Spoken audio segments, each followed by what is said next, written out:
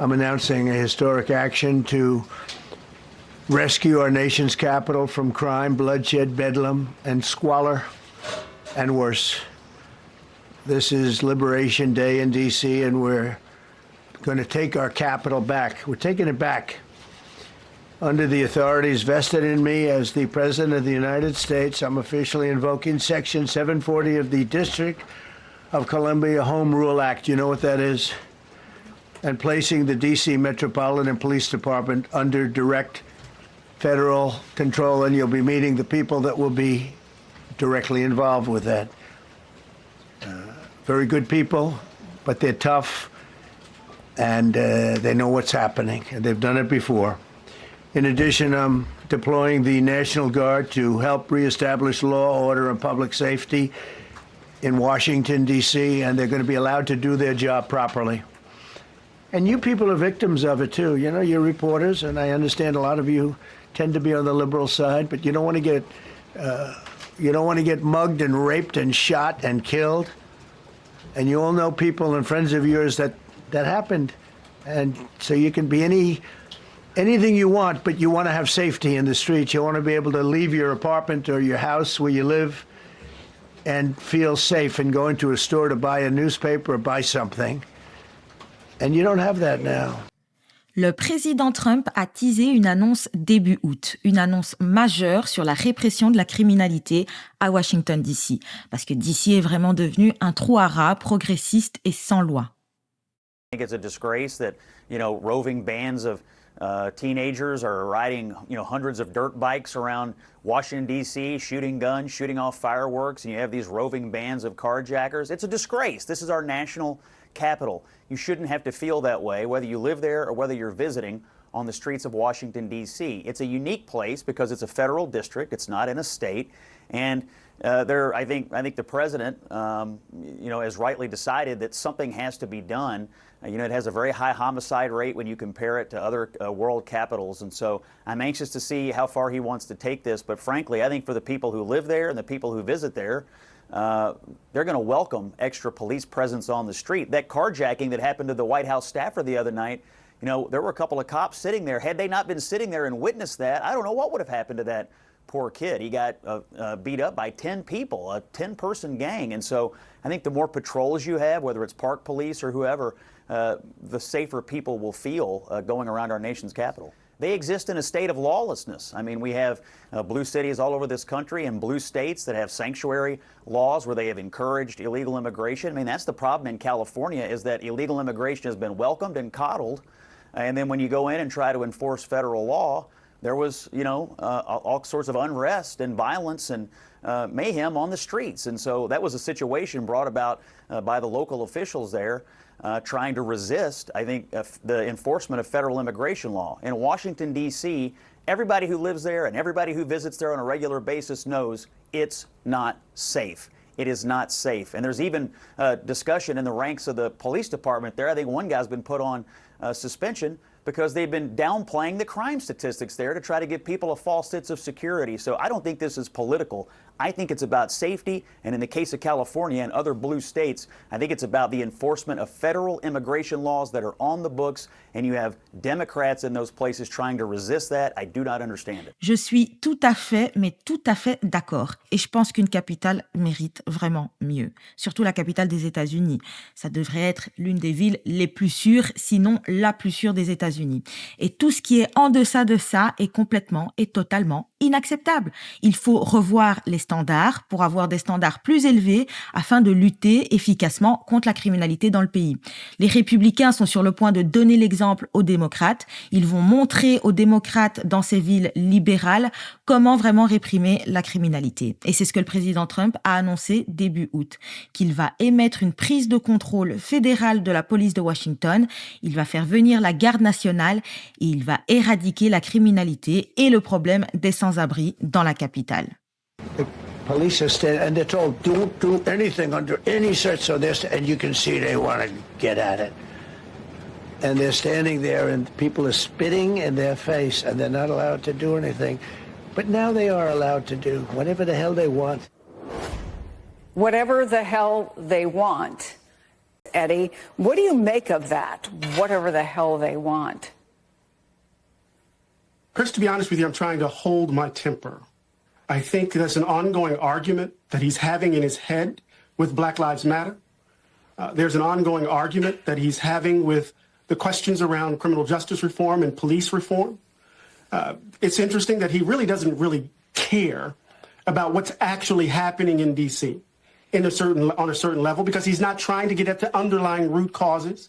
He's not looking at examples of how to address rising crime rates that doesn't require a form of policing that leads to increased incarcerality and the like. Let's look at what's going on in Baltimore. Let's look at what's happening actually in places like Baltimore and Chicago, right? So part of what we have to do is to understand. And Oakland. We have to understand this, Chris, within the context of Donald Trump's racial politics and within the context of his effort to get Epstein off the front pages. I understand David's point. But when we try to treat this as a rational response, then we lose sight of the actual politics that's being played here.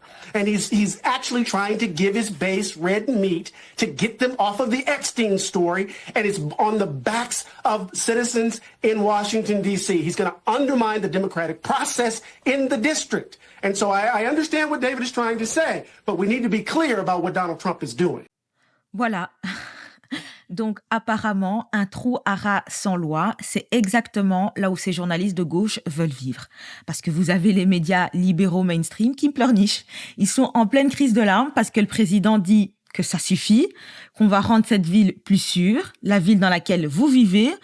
On va vous aider pour que vous puissiez profiter de la ville, pour sortir, vous amuser, profiter de votre vie sans vous inquiéter d'être volé, agressé, assassiné ou même violé par un jeune voyou. Donc, sérieusement, il faut se poser la question, qui peut être fâché à propos de ça? Qui peut être contrarié par ça?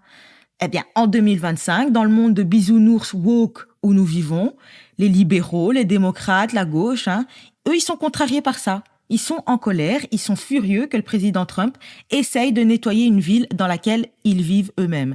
Donc, c'est vraiment fascinant. Regardez. It's an extraordinary move. We have to point out, never before in American history has the U.S. president taken over control of the Metropolitan Washington, D.C. Police Department. How is this going to work on the streets? How is it going to work from a command and control standpoint? That is a huge, huge question. And of course, his threat to do this in other cities, we'll see how that plays out. I think you got to see how it really plays out here first. Why is this issue, and again, you're going to get into the fact check of what is wrong about his figures or not, but why is this the top of the President of the United States agenda today? And I think that's an important question for us to think about as we think about everything that's on his plate. Why is taking over law enforcement in the District of Columbia? Now, he made the argument as to why, and that it's a capital city, and that the way he sees it is that it is crime-ridden and needs to be changed. But still, why is the President of the United States putting that front and center? So that's a question I sort of try to think about as we put this into perspective. But then, Dana, as you were noting, yes, this is a dramatic moment, but it also feels to me like dipping into a well that President Trump has gone to time and time again in the first term and this term. The tactics here may be more amped up and dramatic, but the going after this city or other cities as sort of crime-ridden, this was the heart of many of the campaigns and political agenda that Trump puts before voters. And so to me, I see him dipping back into a well of something he feels is a strong suit and where he thinks he has stronger footing, the way he does with immigration or border security, which to me also then begs the question, well, what is he a little nervous about over here if he needs to dip into this well right now? Oui, donc voilà, on a atteint un niveau de stupidité en politique où on a des analystes de MSNBC qui prétendent que lutter contre la criminalité, genre s'attaquer aux crimes que subissent les citoyens réels, les crimes qui se passent tous les jours dans les rues, est une distraction de l'histoire Epstein. Lutter contre la criminalité qui affecte la vie des gens aujourd'hui, c'est une distraction Epstein. Donc génial, on fait plus rien alors. Enfin, c'est le niveau de stupidité auquel nous sommes arrivés dans la politique moderne. Je comprends la déception par rapport à l'affaire Epstein, parce que moi-même, je ne suis pas satisfaite de la gestion catastrophique de ce dossier par l'administration Trump. Mais je cherche encore à comprendre pourquoi les médias nous ont détournés d'Epstein pendant les 4 dernières années. Alors que c'était les démocrates qui étaient au pouvoir, ils ont tout fait pour étouffer cette affaire. Et aujourd'hui, comme par magie, l'affaire Epstein est devenue l'affaire la plus importante du pays. Donc c'est un peu étrange. Tout ce que fait Trump maintenant, c'est une distraction d'Epstein. Donc sécuriser la frontière, les expulsions en masse, sa politique économique America First, la politique étrangère qu'il entreprend, tout ça, peu importe ce qu'il fait, c'est une distraction d'Epstein, selon MSNBC, CNN et les autres médias mainstream. Donc, à un moment donné, ça y est, ils abusent, clairement. Donc, encore une fois, c'est le niveau de stupidité auquel nous sommes arrivés en politique. Vous avez les médias et les démocrates qui sont en colère parce que le président réprime la criminalité, parce que le président essaye de rendre la capitale plus sûre, essaye de faire de la capitale un endroit que les gens veulent vraiment visiter. Et ce sont les mêmes personnes qui vont se retourner et dire que le tourisme est en baisse à cause de Trump, que personne ne veut visiter les villes américaines à cause de Trump. Non. Je pense que le tourisme est en baisse parce que, encore une fois, ces villes sont vraiment dangereuses. Personne équipé de bon sens ne voudrait y aller, d'accord? Il n'y a pas une seule bonne raison aujourd'hui de visiter Chicago ou Baltimore. Ou même San Francisco en Californie, d'accord? Les gens n'y vont pas parce que c'est trop dangereux. Et on s'en tape des statistiques de criminalité inventées et faussées que ces gens veulent toujours citer comme justification pour ne pas être dur avec la criminalité ou avec les criminels. Parce que si vous demandez vraiment aux gens dans ces villes libérales ce qu'ils pensent, ils vont vous dire que c'est catastrophique. Donc, ça ne correspond pas aux statistiques parce que les statistiques sont pleines de conneries, d'accord? Les gens ne signalent même plus les crimes et délits comme avant parce que rien n'est fait de toute façon. Peu importe si vous appelez la police, même pour un cambriolage, ils vont arriver 2 ou 3 heures plus tard. Et ils vont probablement même pas enregistrer les faits correctement dans le but, justement, de fausser leurs statistiques afin de faire croire que les crimes sont en baisse. Donc, quand vous avez une situation comme celle-ci, dans laquelle pas mal de citoyens américains dans ces villes libérales vivent, ça appelle à des mesures drastiques pour résoudre le problème. Et une idée que le président Trump devrait examiner pour Washington, qui a un problème de délinquance juvénile en particulier, est ce qu'une ville du New Jersey a instauré. Impliquer la responsabilité des parents pour le comportement de leurs enfants. Regardez. Parents now on the hook for kid chaos. A new ordinance in a South Jersey town says parents and legal guardians must answer for their child's public disturbances should they fail to stop them from committing certain offenses and mayhem. The consequences are hefty. It is Thursday night. I'm Christy Aletto. Gray and Shari have the night off. And the big story on Action News is parents could now face fines or even jail time if they fail to stop their children from breaking the law in one South Jersey town. It comes in recent response to recent incidents where large groups of unruly teens cause chaos at public events. Action News reporter Leland Pinder is live in Gloucester Township with the details. Leland.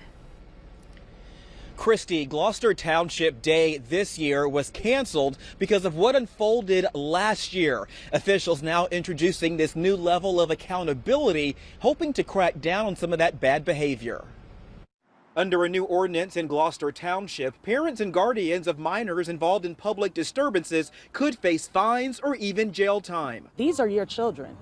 Had you governed them a certain way, this ordinance wouldn't be necessary. The new law is in response to incidents of youth misbehavior, including at last year's Gloucester Township Day, where fights broke out and hundreds of teens caused chaos at Veterans Park and a nearby shopping center. As a parent, I think it's absolutely necessary. While some support the move, others oppose it, saying the law could cause hardship for some families. That may put the parent in a situation to either lose their job or lose finances. Let it go through the course the way it usually does. In a statement to Action News, Gloucester Township Police said each incident is still and always will be handled on a case-by-case basis, taking into account the specific situation and the totality of circumstances.